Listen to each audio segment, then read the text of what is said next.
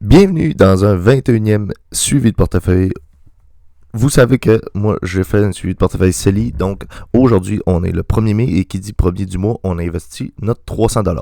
Donc, si on vient faire un petit tour sur le portefeuille, on est plutôt en gain. Hein. Récemment, on a eu une hausse la semaine passée, pas mal. Je me trompe pas, on était à 4%, bon, 4,3%. Donc, si on vient voir ici, donc ça fait 266$ de gain en ce moment. Si on vient voir sur une semaine, on est à 1% de gain sur une semaine, donc 60$ environ. Une journée, ça c'est la dernière journée, donc aujourd'hui c'est pas encore ouvert, là, ça vient tout juste d'ouvrir, mais on a 15 minutes de décalage avec Wealthsimple, donc à 9h45, là il est présentement 9h31, donc à 45 je vais pouvoir voir ce que le portefeuille en dit. Mais là, si on est sur notre total, donc ouais, 4%, 4,3%, on l'a vu tantôt. Donc si on vient faire un petit tour ici, on a Corporation qui est à 6,87%, plutôt une belle performance le dernier mois. Donc 61$ de gain. Meta, on est en train de retrouver notre argent ici, là, moins 26%. Là. J'ai déjà été à plus que moins 60% ici, donc ça c'est super. TD, on est à moins 8%, donc on a une légère hausse aussi avec le dernier mois où on était plutôt à moins 11% environ. VDY 2,78%, donc moins performant un petit peu VDY, mais on continue d'en racheter. On a VV à 5,71% et VUN à 7,88%. Donc on voit que le marché américain a super bien performé. Là. La différence, je l'ai déjà expliqué entre les deux ici. Donc VV c'est le S&P 500, donc les 500 plus grandes capitalisations américaines. Et VUN c'est le total, donc toutes les actions américaines. Donc on a plus de petites capitalisations puis de moyennes capitalisations là-dedans, tandis qu'ici, c'est juste les 500 plus grosses capitalisations. Donc, plus volatile un petit peu VUN, mais plus de rendement. Là, on voit exactement la performance ici. Là. Donc, pourtant, là-dedans, il y a les 500 plus grandes capitalisations aussi, mais vu qu'il y a des plus petites capitalisations, bien, la performance surperforme lorsque le marché est en hausse et ça serait la même chose à la baisse. Donc, plutôt intéressant. Ici, on a notre 300$ qui est prêt à investir, plus les scènes, donc de la carte que j'ai expliqué donc, dans ma vidéo où je monte la plateforme Wealthsimple. Si vous voulez aller voir, elle va être affichée en haut. Donc, vous allez voir, pour ceux qui s'intéressent à la plateforme Wealthsimple qui n'ont pas encore de compte, vous avez des bonus en argent. Donc, allez voir ça. Je monte la plateforme au complet. Ensuite de ça, aujourd'hui, je m'attendais à voir, donc, là, si on regarde ici l'outil que j'utilise pour suivre le portefeuille, donc on va aller acheter tout de suite après ça, mais si on regarde, là, c'est à peu près mes dividendes que je reçois, donc on reçoit peut-être en moyenne, 7$ par mois en moyenne, là. Il y a 2 mois où c'est plus haut, mais en fait, il arrive le même mois, là. Donc, là, pour le mois de avril, j'ai reçu le dividende de VFV, qui sont mes deux plus gros dividendes. VFV et TD sont mes deux plus gros dividendes, puisqu'ils sont payés aux 3 mois, ceux-là. Donc, si on vient voir dans dividendes, on va regarder ça ensemble. Donc, VFV qu'on a reçu 10,85. Et là, si je regarde normalement, on est censé avoir reçu le dividende, donc, pour le mois d'avril.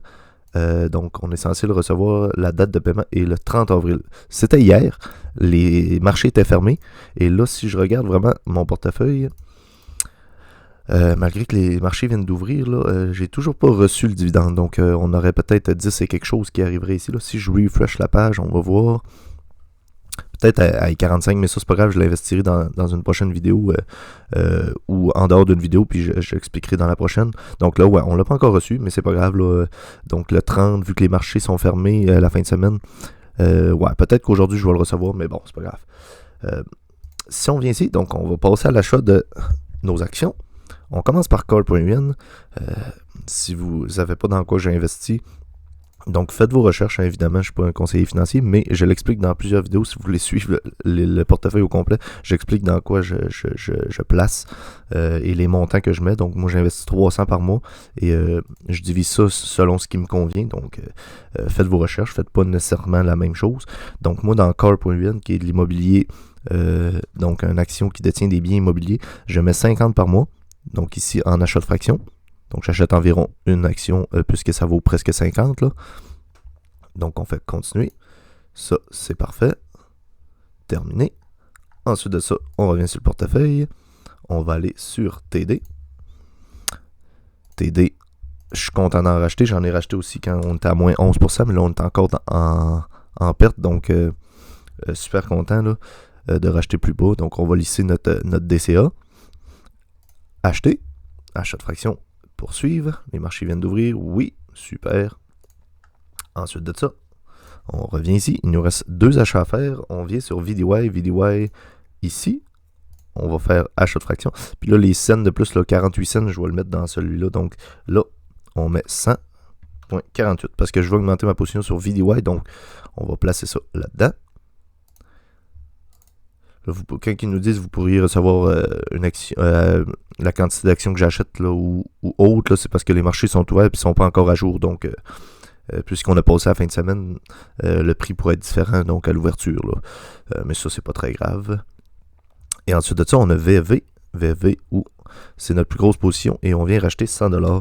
Donc, on va regarder, ça ressemble à quoi. J'achète environ une action, puisque le prix est à 100$. Ouais, c'est vrai, VFV, on a passé en haut des 100$ récemment. Donc, pour ceux qui suivent mon portefeuille, on n'avait pas assez de... Ok, c'est pas ce compte-là. Hein? Est-ce que ça l'a passé?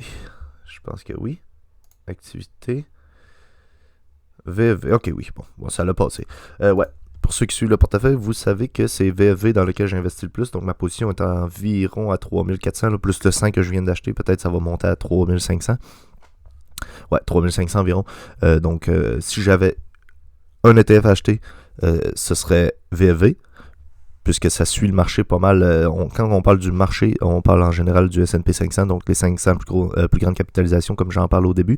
Donc ouais, j'achèterais jamais juste une action. Par contre, là, c'est un ETF qui détient 500 actions. Donc si j'avais à acheter un ETF, ça serait le VFV. Ensuite de ça, si j'avais à acheter 2 ETF, ça serait VDY probablement et VFV. Et je diviserais pas 50-50, là, je mettrais plus dans VFV, là, environ 60%. Ou 70% peut-être. Donc ça ressemblera à ça. Mais là, j'aime ça diversifier un petit peu avec Corp.in dans l'immobilier. Ensuite de ça, TD un petit peu. Et on a VUN pour avoir un petit peu plus de volatilité, mais je rajoute pas dedans pour l'instant. Donc ça ressemble à ça pour le portefeuille. Donc là, une fois que ça va passer, je vais rajouter dans le portefeuille ici. Donc là, je les rentre automatiquement ici, là. Donc pour suivre, là, on voit qu'on est à 6100. Et ici, vu qu'on n'a pas rajouté le 300 qu'on vient d'investir, il nous manque 300 exactement. Là. Donc, si on regarde un petit peu le portefeuille, on voit que le portefeuille, en moyenne, a 2,24% de yield, donc de dividende. Yield donc cost 2,3%. On touche environ 138$. Donc ça va s'actualiser quand je vais rentrer les choses. Là, mais mettons 140$ par année en dividende. Et le portfolio bêta ici, c'est par rapport au marché, donc surperforme ou sous-performe le marché là, par rapport au S&P 500. Donc on est proche du 1. Là. Lorsqu'on est à 1, c'est qu'on est égal au S&P 500. Là. Si je ne me trompe pas, lorsqu'on est en bas de 1, c'est qu'on sous-performe légèrement le S&P 500. Et donc, ouais, ça ressemble à ça. Sinon, donc les dividendes. Et là, ouais, je vais venir à jour pour la prochaine vidéo. Donc, si je vais recevoir, je vais essayer de refresh un peu, voir si on n'a pas reçu le dividende. Là. Donc, je m'attends à recevoir environ 10 et quelque chose. Là. On va aller regarder ça ensemble. Non, toujours pas reçu. Donc, ouais.